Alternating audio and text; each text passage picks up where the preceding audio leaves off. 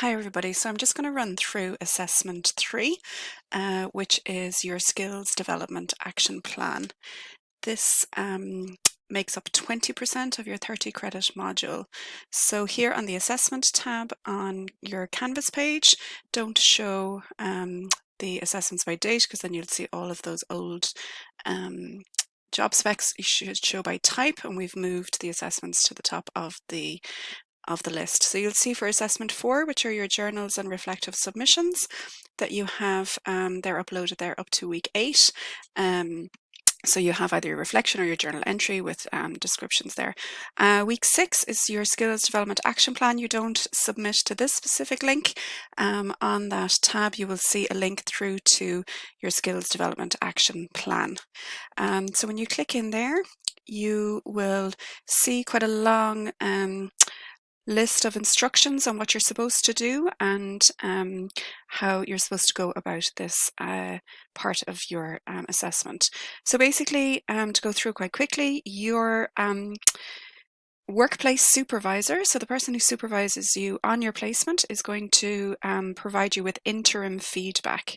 You need to make an appointment with your workplace supervisor for around week 6, week 7. If it goes into week 8, that's okay as well. So that you can sit down together in a formal setting and discuss this interim feedback and your skills development action plan together.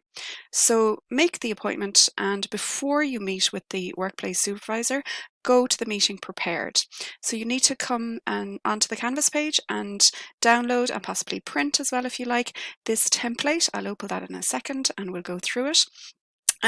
So basically on that template you're going to self-assess. You're going to look at the various learning outcomes and you're going to assess your current skills proficiency and then your target skills proficiency in line with each of those learning outcomes. So during that meeting with your workplace supervisor, you're then going to review where you think you are, where you would like to be. You will also discuss that interim feedback from your workplace supervisor on your performance. So the workplace supervisor completes the same, in line with the same learning outcomes, the same as what you are doing on your skills development action plan. You then need to share any key feedback received from your peers or from your academic supervisor, and then jot down some ideas, some thoughts, some different things that arise from that meeting or that arise from that conversation. Then after your meeting, you complete the skills development action plan. So before you go into the meeting, you're just going to talk about your current skill proficiency and then your target. And then after the meeting, you're going to write down your actions. So what is your action plan to reach that target? You complete that document, you upload it to Canvas to this submission link, and then when you meet with us, either with Michelle, Anna or myself, you are going to discuss that action plan. You're going to sit in the meeting with us, whether it's online or in person, and you're going to say, oh well, this is what I thought my proficiency was, this is where I would like to be, this is what my employer is telling me where I am, and these are the actions that I would like to take to improve that proficiency. So here you'll see a list of what the employer is going to provide us with as well. This is just for your information. You don't need to action any of this. So they take part in assessment 2, which makes up 50% of the 30 credits, and they assess you and feed into that skills development action plan as well. So they will be briefed on all of this by us as your academic supervisors. So to go into this document, which should open. So your skills development action plan, it's individually assessed by us as your academic supervisor at that meeting when you meet with us in between weeks 7 and week 10 of your placement. So this is the same information that is copied and pasted onto that Canvas submission link. What do you do before? Prepare yourself for the meeting. During the meeting, discuss where you are, where you would like to be, where your employer thinks you are, and then after the meeting, set out your actions. Please use the SMART criteria. This is a really good practice, as employers always find when you're going out into the workplace and you're answering any questions in interviews or in your reviews. It's always really, really useful to get into the habit of using that SMART criteria. So what are the proficiency levels that you're going to rate yourself on, and what your workplace supervisor is also going to rate yourself on? So you will look at each learning outcome, and you look at the rating that you're going to give yourself, whether you are developing in that area, whether you're very good, whether you're exemplary, and then where you would like to improve. So there is one page for each section that's being assessed. You're being assessed on learning outcomes 2, 3, 4, and 5. So we've broken it down into 6 different questions across 4 different learning outcomes. So for example, you have your enterprise, organization, and culture. So here, this is what is being assessed. I have a complete understanding of the organization, its culture, its missions and goals. I understand what is changing in the field and organization and how it impacts my role. You might rate yourself. You might say, oh, I'm developing in this section. I really am not 100% sure on everything that's going on in the industry, and I really would like to learn a little bit more. Then you would put here what your target would like to be, and you'd like to be very good or exemplary. You would then put in an action plan. You type in here and say, okay, what am I going to do in order to learn more about the industry, to learn more about the organizational culture within the company that I'm working? And you type different goals in there. They can be bullet pointed. They could be in prose format as well. So that's up to you how you're going to do that. But really key is when you're discussing it with us as your academic supervisor, have those actions in place. Have a goal, have a target, and say, this is what I would like to do. This is my plan. Use that SMART criteria. Say, by week 12 of my placement, I aim to have A, B, and C done. Maybe after my placement is finished and I'm working into the summer, I would like to do something else. Maybe it's around so as you go down through the list, with learning outcome number 3 is around communication. So this is written communication. So clear and effective written communication to all stakeholders across on and offline channels. Again, where are you at the moment? You know, are you maybe developing? Is your supervisor sending back some content that you've created where there's still errors in there? And then what would your target proficiency like to be like? Would you like to be exemplary? And what are you going to do that? Are you going to proofread stuff? Are you going to go on a course to develop your writing skills? Are you going to pay more attention to detail when you're writing emails or when you're communicating both internally and externally?